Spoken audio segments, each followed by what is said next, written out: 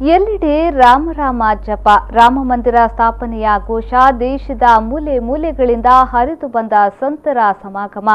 ಮೊದಲನೇ ದಿನವೇ ರಾಮ ಮಂದಿರ ನಿರ್ಮಾಣಕ್ಕೆ ಗಡುವು. ಇಷ್ಟೆಲ್ಲ ಉಡುಪಿಯಲ್ಲಿ ನಡೆದ ವಿಶ್ವ ಹಿಂದೂ ಪರಿಷತ್ನ 12ನೇ ಧರ್ಮ ಸಂಸತ್ನ ಮೊದಲನೇ ದಿನದ ಹೈಲೈಟ್ಸ್. ಉಡುಪಿ ಇಂದು ಅಕ್ಷರಶಃ ಸಂತರ ಸಂಗಮಕ್ಕೆ ಕಾರಣವಾಯಿತು. ಉಡುಪಿಯ ರಾಯಲ್ ಗಾರ್ಡನ್ನಲ್ಲಿ ಎಲ್ಲೇ ನೋಡಿದ್ರೂ ವಿವಿಧ ಸಂತರು, ಸಾಧುಗಳು, ಶ್ರೀಗಳು ಕಂಡು ಬಂದ್ರು. ದೇಶದ ಮೂಲೆ ಮೂಲೆಗಳಿಂದ ಬಂದ ಸಂತರು ವಿಶ್ವ ಹಿಂದೂ ಪರಿಷತ್ನ 12ನೇ ಧರ್ಮ ಸಂಸತ್ಗೆ ಸಾಕ್ಷಿಯಾದ್ರು. ಉಡುಪಿಯಲ್ಲಿ ಆರಂಭವಾಗಿರುವ 3 ದಿನಗಳ ಧರ್ಮ ಸಂಸತ್ ದೇಶದಲ್ಲಿ ಹೊಸ ಸಂಚಲನಕ್ಕೆ ಕಾರಣವಾಗಿದೆ.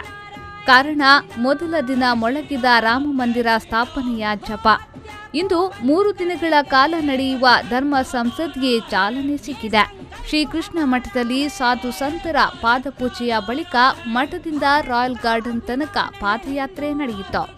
ಪೇಜಾವರ ಶ್ರೀ ಸುತ್ತೂರು ವಜ್ರದೇಹಿ ಸೇರಿದಂತೆ ವಿಶ್ವ ಹಿಂದೂ ಪರಿಷತ್ನ ಪ್ರವೀಣ್ ತೊಗಾಡಿಯಾ, ಮೋಹನ್ ಭಾಗವತ್ ಮುಂತಾದವರು ಭಾಗವಹಿಸಿದ್ರು.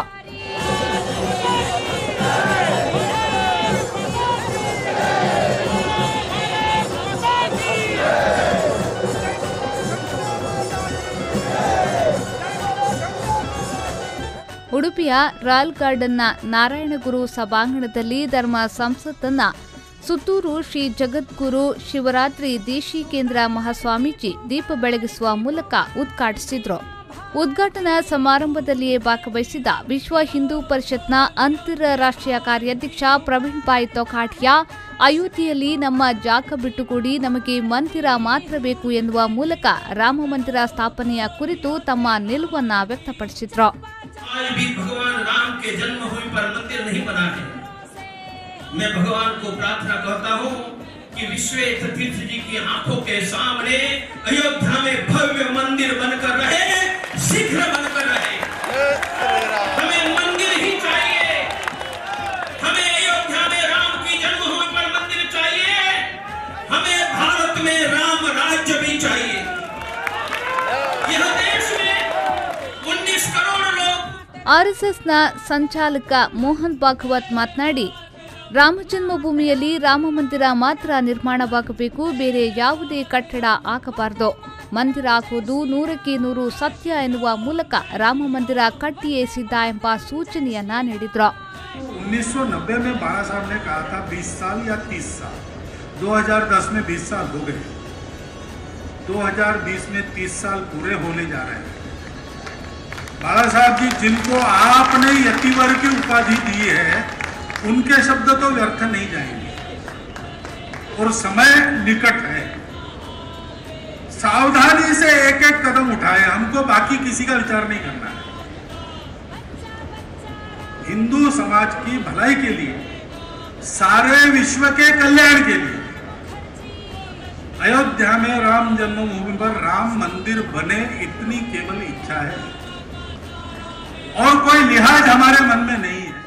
ಇನ್ನೊಂದು ಹೆಜ್ಜೆ ಮುಂದಕ್ಕೆ ಇಟ್ಟು ಮಾತನಾಡಿರುವ ಪೇಜಾವರ ಶ್ರೀ 2019ರ ಒಳಗೆ ರಾಮ ಮಂದಿರ ಸ್ಥಾಪನೆಯಾಗಲಿದೆ ಎನ್ನುವ ಮೂಲಕ ದೇಶದಾದ್ಯಂತ ಹೊಸ ಸಂಚಲನಕ್ಕೆ ಕಾರಣವಾಗಿದೆ.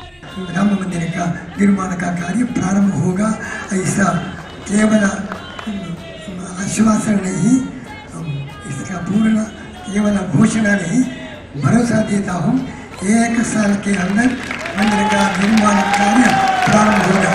2019ರ ಒಳಗೆ ಮಂದಿರದ ನಿರ್ಮಾಣ ಆಗ್ತದೆ. ಮೊದಲು ನಡೆದ ಉದ್ಘಾಟನಾ ಸಮಾರಂಭದಲ್ಲಿಯೇ ರಾಮ ಜನ್ಮಭೂಮಿಯ ಬಗ್ಗೆ ಸ್ಪಷ್ಟ ಸಂದೇಶವನ್ನ ನೆರೆದ ಶ್ರೀಗಳು ನೀಡಿದ್ರು. ವೇದಿಕೆಯಲ್ಲಿ 90ಕ್ಕೂ ಅಧಿಕ ಶ್ರೀಗಳು ಭಾಗವಹಿಸಿದ್ರು. 1985ರಲ್ಲಿ ಉಡುಪಿಯಲ್ಲಿ ನಡೆದ ವಿಶ್ವ ಹಿಂದೂ ಪರಿಷತ್ನ 2ನೇ ಧರ್ಮ ಸಂಸತ್ನಲ್ಲಿ ರಾಮ ಜನ್ಮಭೂಮಿಯಲ್ಲಿ ಬೀಗ ಜಡಿಯಲಾಗಿದೆ. ರಾಮ ಮಂದಿರದ ಬೀಗ ತೆಗೆಯುವ ನಿರ್ಣಯವನ್ನ ಉಡುಪಿಯಲ್ಲೇ ಕೈಗೊಂಡಿರುವ ಬಗ್ಗೆ ಉಲ್ಲೇಖ ಮಾಡುತ್ತಾ, ಈ ಬಾರಿಯ ಧರ್ಮ ಸಂಸತ್ನ ಮೂಲಕ ರಾಮ ಜನ್ಮಭೂಮಿಯಲ್ಲಿ ರಾಮ ಮಂದಿರ ಸ್ಥಾಪನೆ ನಡೆಯಲೇಬೇಕು ಎಂಬ ಹಠ ಹಿಡಿದಿರುವುದು ಮೊದಲ ದಿನವೇ ಕಂಡುಬಂತು. ಯಾವುದೇ ಮೂಲಕವಾದರೂ ರಾಮ ಜನ್ಮಭೂಮಿಯಲ್ಲಿ ರಾಮ ಮಂದಿರ ಸ್ಥಾಪನೆ ನಡೆಸಿಯೇ ಸಿದ್ಧ ಎಂಬ ಸಂದೇಶ ಸಾಧು ಸಂತರಿಂದ ವ್ಯಕ್ತವಾಯಿತು. आज इसी उडुपी की धरती पर सभी संतों ने और वक्ताओं ने एक संकल्प लिया और पूज्य पेजावर स्वामी ने तो स्पष्ट शब्दों में घोषणा की चाहे कैसे भी हो, 1 साल के अंदर भव्य राम मंदिर बनना शुरू हो जाएगा।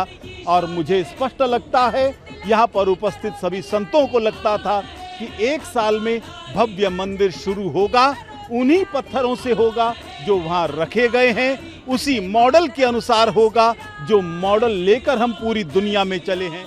ಒಟ್ಟಿನಲ್ಲಿ ಉಡುಪಿಯಲ್ಲಿ ನಡೆಯುತ್ತಿರುವ ಧರ್ಮ ಸಂಸದ್ ಹಲವಾರು ಕಾರಣಗಳಿಂದ ಗಮನ ಸೆಳೆಯುತ್ತಿದೆ. 3 ದಿನಗಳ ಕಾಲ ನಡೆಯುವ ಈ ಧರ್ಮ ಸಂಸದ್ ಅನೇಕ ನಿರ್ಣಯಕ್ಕೂ ಸಾಕ್ಷಿಯಾಗಲಿದೆ. ಮಾತ್ರವಲ್ಲದೆ ಕೇಂದ್ರ ರಾಜ್ಯ ಸರ್ಕಾರದ ಮೇಲೆ ಒತ್ತಡ ಹೇರುವ ಕಾರ್ಯತಂತ್ರವನ್ನ ರೂಪಿಸಲಾಗಿದೆ.